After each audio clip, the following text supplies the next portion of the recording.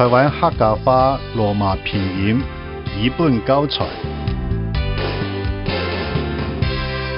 本书是纪念编写客家白话诗教科书，并热心推行的前辈方广成牧师。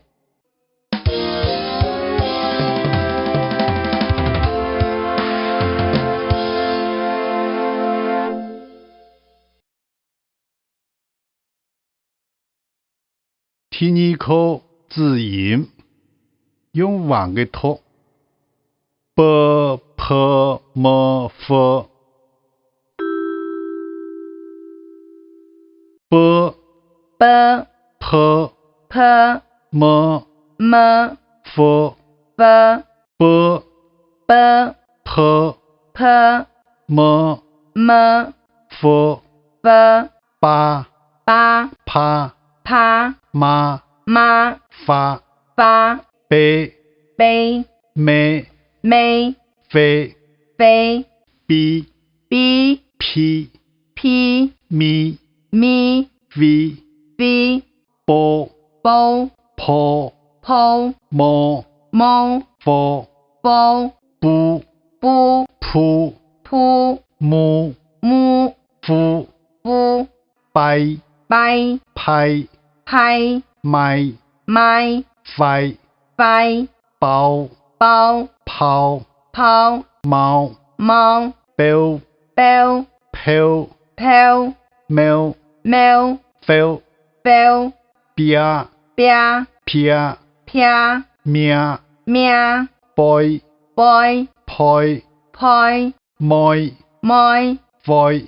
喂杯杯呸呸妹妹灰杯 b b p p m m f f a 啊八八啪啪妈妈发发 a a 贝杯妹妹飞飞一 一 b b p p 咪咪 v v o o 波波破坡摸猫佛波乌乌不不扑扑木木夫夫 i